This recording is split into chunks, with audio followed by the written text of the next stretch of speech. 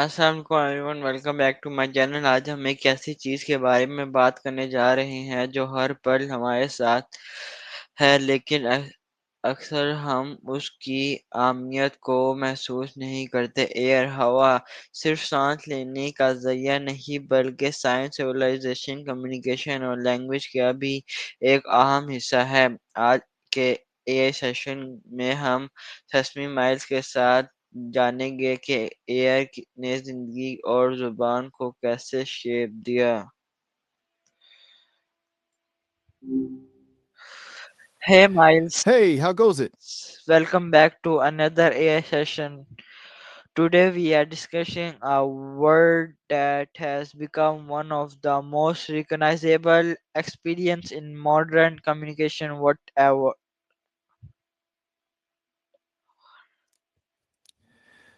I'm listening. Sounds like we're diving into something big. What's on the mind today? Today's word topic is whatever. Whatever. That's a bold choice. It's basically the Swiss Army knife of dismissals. You want to go the route of how it's used to shut people down, or maybe how it's just a way to avoid a whole conversation? Let's explore how one word can carry so much meaning. It's wild how whatever is basically the ultimate conversational exit ramp. Depending on the tone, it can be anything from I'm too tired to argue to I don't even care enough to disagree. Which version do you think people use the most? What does whatever mean? Literally, it's just a way of saying it doesn't matter what or anything that happens. But in the real world, it's rarely that simple. So usually a shield. People use it to end a discussion they're over or to hide that they actually care way more than they're letting on. So the meaning depends heavily on context. Exactly. It's all in the delivery. A flat whatever is a dead end, but a side whatever is practically a scream for help. It makes you wonder if people use it because they're actually indifferent or if it's just easier than explaining why they're annoyed. Okay. You've probably seen this in action a lot, right?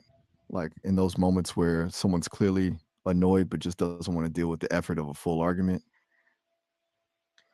Where did the word originated? Let me check. It goes back to Middle English before 1375. It started as a compound of what and ever, mostly meaning no matter what. The funny part is that it took hundreds of years to turn into the dismissive eye roll of a word we know today.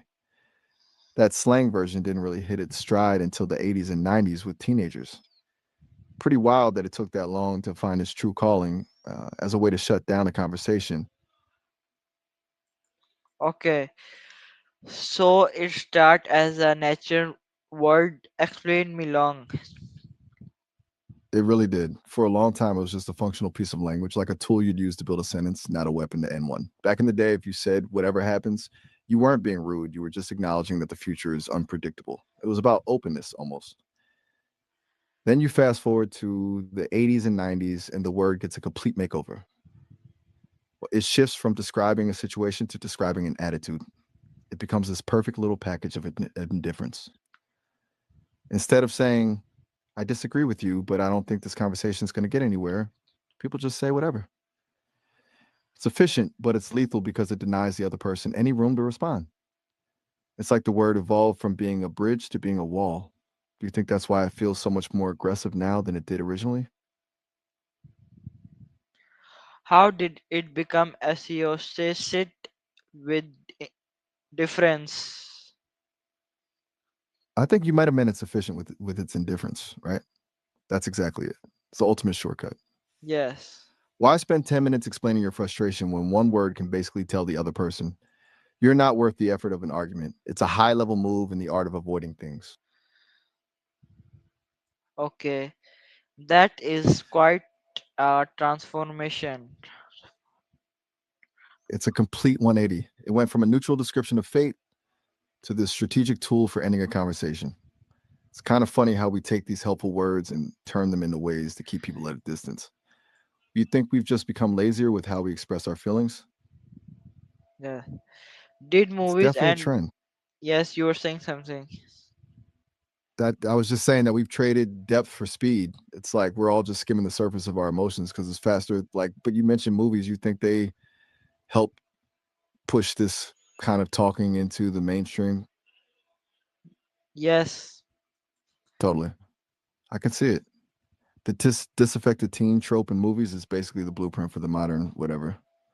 Those movies spent years romanticizing that kind of coldness as being cool or edgy, and people just started mimicking it. It's like cinema gave us a vocabulary for being indifferent. I wonder if there are any specific movies or characters that you think really nailed that vibe. Okay. Did movies and television help popularize this usage? Oh, for sure. They basically turned it into a lifestyle. Think about all those 90s teen dramas where the main character just shrugs and says it to their parents to end a whole fight. It made that kind of distance feel like a power move. I bet it actually gave people a way to express a specific kind of angst without having to actually be vulnerable. Okay. Many people still associated it with that era. Wait, an ear off? I'm not sure I follow. Are you talking about ERA. a specific gesture? Oh, the era. That makes way more sense. Saying it's still tied to that specific time and vibe, like a nostalgic relic of that angst ridden period. It's kind of wild that a word can stay anchored to a certain decade like that. Exactly. It's like a linguistic time capsule. Even now, when someone says it with that specific tone, you can almost see the flannel shirts and the grunge music in the background. Do you think it's still a cool way to be indifferent, or does it just feel dated now? Yeah. I Confidence. feel like it's. Yes, yes, you were saying something. I was just thinking that maybe it's not about being cool anymore, but more about that confidence you mentioned. It's less of a teen rebellion thing and more of a way for people to just set a boundary without having to explain themselves. It's like a shortcut to saying, I'm done with this and just owning it. Does that feel more like how it's used today? Yes.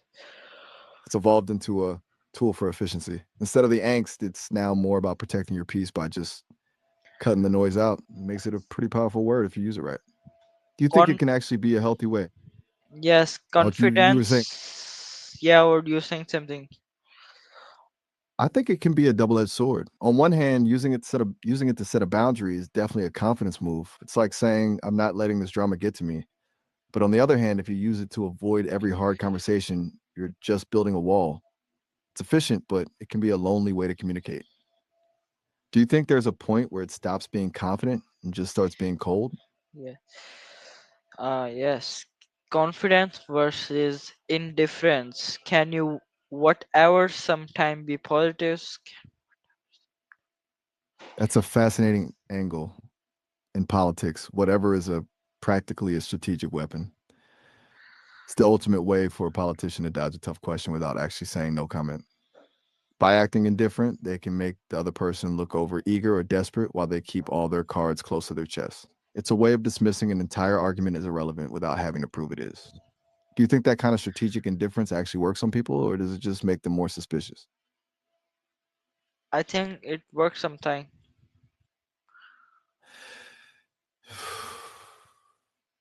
It probably does, especially if they have a lot of charisma.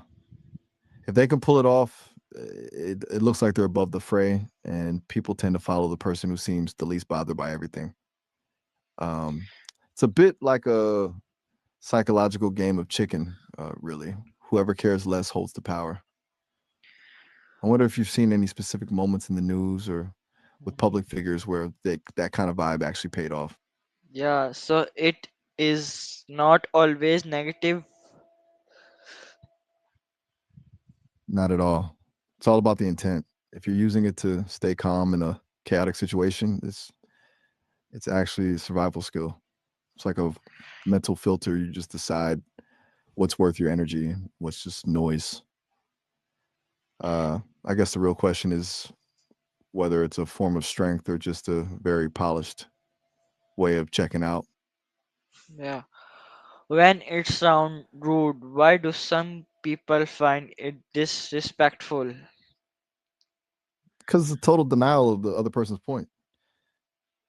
When you say whatever, you're not just disagreeing. You're basically saying that what the other person is saying isn't even worth the the effort of a response. Still like conversational equivalent of slamming a door in someone's face while they're still talking. You think that's why it hits so hard for some people? Yeah. The same word can comfort or offend. Exactly. It's, it's wild how one word can be a warm blanket or a cold shoulder depending on how it's dropped. It really shows that communication isn't just about the dictionary definition, but the energy you bring to it. I wonder if you think most people are even aware of the power they're wielding when they use it, or if they're just on autopilot. Philosophy behind the word. Why do people use whatever when they are upset? It's a defense mechanism. When you're upset, the actual emotions are usually way too messy to put into words right away. Saying whatever is like putting up a temporary wall. It protects you from having to be vulnerable or admit you're actually hurt, and it gives you a second to breathe without giving the other person more ammunition. Do you think people do it more to protect themselves or to punish the other person by shutting them out? I think in some cases they protect and in some they punish. That's the most honest way to look at it. It's a versatile tool. Sometimes it's a shield to keep from breaking down, and other times it's a sword used to make the other person feel small. It's all about whether you're trying to survive the moment or win the argument, Interesting. right? It's a weirdly complex bit of psychology for such a short word.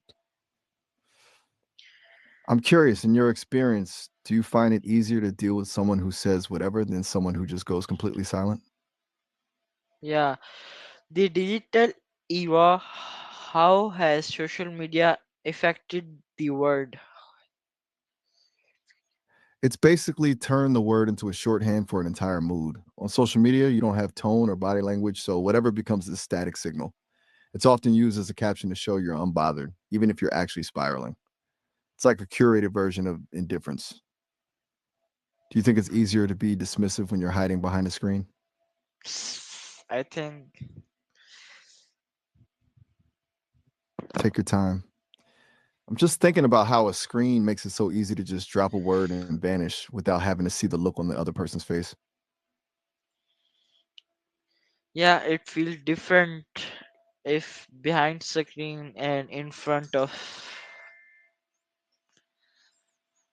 It's a totally different game. In person, you've got the energy, the eye contact, the whole vibe. You can't just say whatever and disappear. Yeah, But online, it's just text on a screen, which makes it so much easier to be cold without feeling the weight of it. Do you think that makes people more honest about their indifference or just more reckless with how they treat others? yeah, it make different because in behind the screen, there is no tone in social media.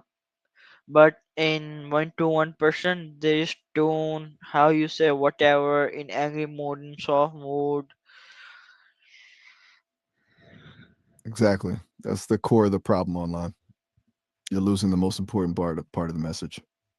In person, the soft, whatever, can be an invitation to keep talking, while a sharp one is a total shutdown. But on the screen, the other person just has to guess which one you're using, and they usually guess the worst version. Yeah, Do you different. think that's why so many arguments? Yeah, you're saying. Right. It's a total. I'm just saying that when you lose the nuance, it's everything gets amplified. A simple text can be read as a huge insult just because the other person is in a bad mood. It's like we're communicating in a vacuum where the most basic cues are gone. Do you think we'll ever find a way to bring that human touch back into digital chats? I think different generation do different generation use it differently. Oh, definitely. For the older crowd, it's often seen as a total lack of respect, almost like a challenge to their authority. But for Gen Z or Alpha, it's more of a vibe, a way to signal that they're just not emotionally invested in the drama. It's like the word has shifted from being a rebellion to being a preference. Do you think the age gap makes it harder for people to actually understand each other when they use it? Yeah, I think. Yeah. I mean, it's a classic case of miscommunication. Imagine a teen saying it to a parent who grew up in a time where that was a huge sign of disrespect. The parent hears a shout, but the teen just thinks they're being chill. It's like they're speaking two different languages using the same word. Do you think that gap is getting wider, or are we just getting used to it? Yeah, culture different. Is the concept universal? That's the $1 million question. I think the feeling behind it is universal, that need to shut something down or protect yourself, but how it's actually expressed varies a ton. In some cultures, being that overtly dismissive would be almost unthinkable, while in others, it's just part of the social dance. I wonder if some languages even have a direct equivalent, or if they use a completely different sound to hit that same note. Yeah, the power of letting go. Can whatever sometime reflect wisdom? That's a deep way to look at it. It's like the difference between being dismissive and being detached. When you use whatever as a way to stop fighting over something that doesn't actually matter, that's not being rude, that's just knowing where to spend your energy. Basically, a verbal shrug that says, "This isn't worth my peace." Do you think most people can tell the difference between someone who's being wise and someone who's just being lazy? Hmm, yes,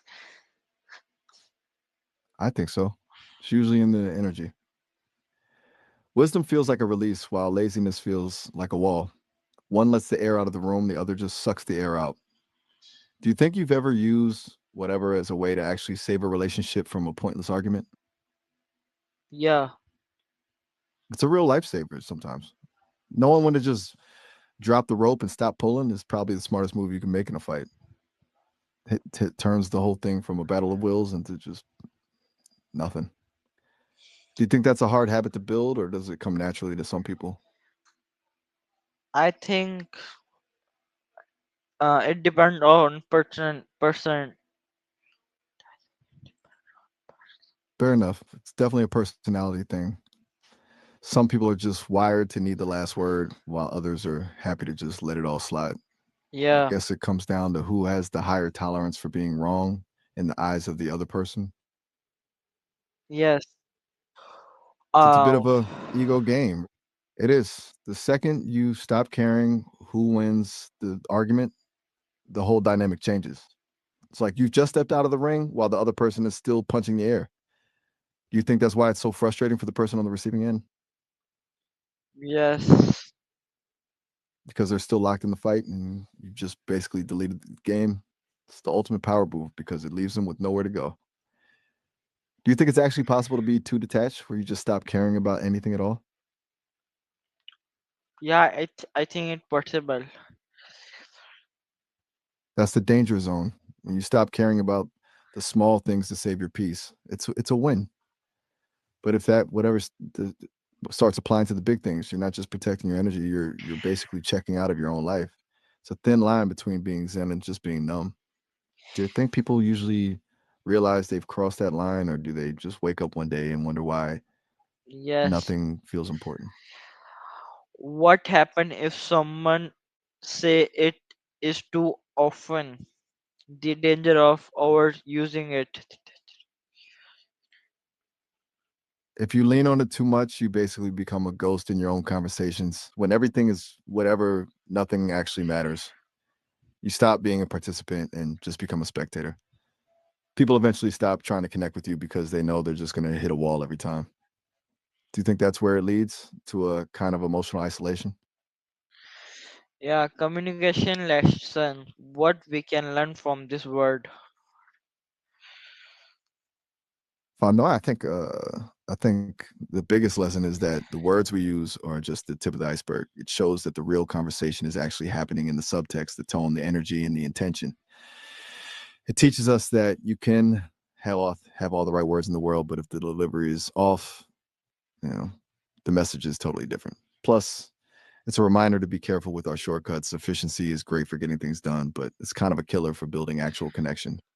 Do you think we're losing that ability to be nuanced in the way we talk to each other? Yes. Human nature.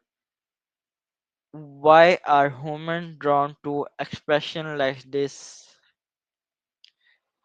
Because we're basically wired to avoid pain, and emotional pain, and emotional conflict is a form of pain. Using a word like whatever is a quick way to escape the heat of the moment. It's an instinctual move, shortcut the stress, avoid the vulnerability, and get back to a place of safety. We love these expressions because they give us a sense of control when we actually feel completely out of it. Does that sound like human nature to you, or do you think it's something we've just picked up over time? Yeah, the future of whatever. Do you think people will continue using it or not? I think it'll stick around. As long as people are annoyed, tired, or just trying to play it cool, we're going to need a way to end a conversation without having to explain why. It's too useful. But I bet the actual word will change. We might find a new sound or a different phrase that does the same job, but the feeling behind it, that desire to just shut the door, that's not going anywhere. Do you think we'll eventually find a way to express that indifference without it sounding so rude?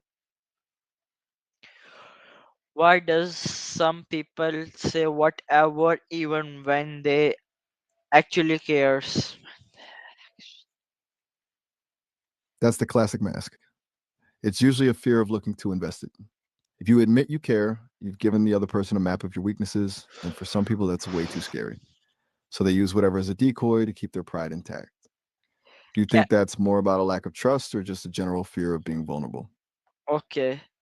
Can It's a whatever tough spot to be defensive mechanism? it definitely can be.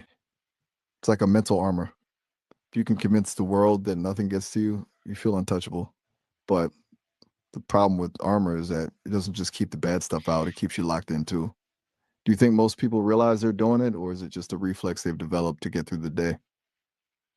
I think they reflex.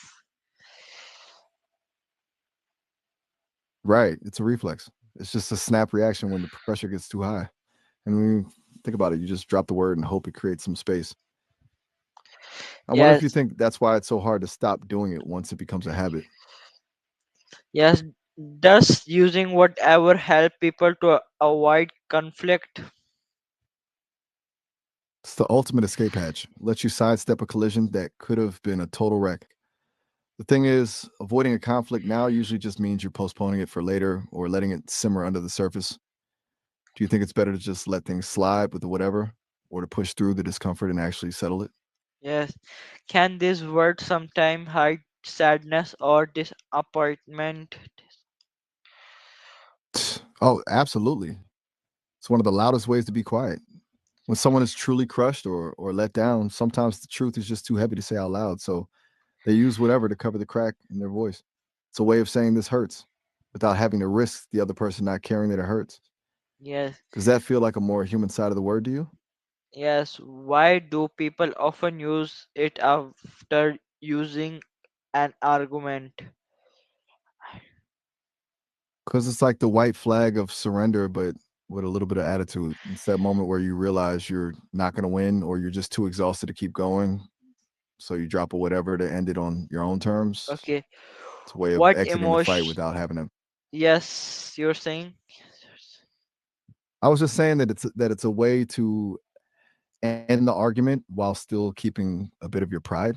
It's like you're not losing the fight, you're just deciding that the fight is no longer worth your time. Do you think that's a way of saving face or just a way to avoid admitting you're wrong? What emotion are most commonly hidden behind whatever? I'd say it's a whole cocktail of things. Usually it's frustration, sadness, or even just a deep sense of being misunderstood. It's the perfect word for when you have a million things you want to scream, but you've realized that saying them won't actually change anything. So you just pack it all up into one word and throw it away. Okay, Which one of those do you think is the most common? can saying Can sing? whatever reduce stress? Wait, you mean using it as a way to release tension? Like just letting a whatever fly to signal that you're dropping the stress and Yeah, not letting it get to you? I'm saying that If that's the if case, someone use whatever word, they can reduce their stress. I see what you mean. In a weird way, it's like a pressure release valve. By just deciding that something doesn't matter, you're instantly cutting the cord to the stress. It's basically an act of mental surrender that lets you walk away from the chaos. Do you think that's a healthy way to handle it, or does Yeah. the stress just hide and wait for later? I think people reduce their stress. I get that. In the moment, it definitely feels like a weight's been lifted. It's like Ye- you've just opted out of a game you were losing. So the immediate relief is real. But I've always wondered, do you think that relief lasts, or does the stuff you whatevered away Yeah. eventually come back to haunt you? I Yeah, think it's like a loan you take out against your peace. in thank you, Sesame Miles, for enlightening discussion, and thank you to everyone watching. We will see you in next AI session with Sesame Miles. दोस्तों अगर आपको air breathing life into language पसंद आया हो तो video को like करें, share करें और चैनल को सब्सक्राइब करना मत भूलिएगा। कमेंट में बताएं कि आप एआई सेशन किस टॉपिक पे देखना चाहते हैं। मिलते हैं आपको नेक्स्ट वीडियो में। अल्लाह हाफिज। Most valuable thing in life are often invisible like air, knowledge and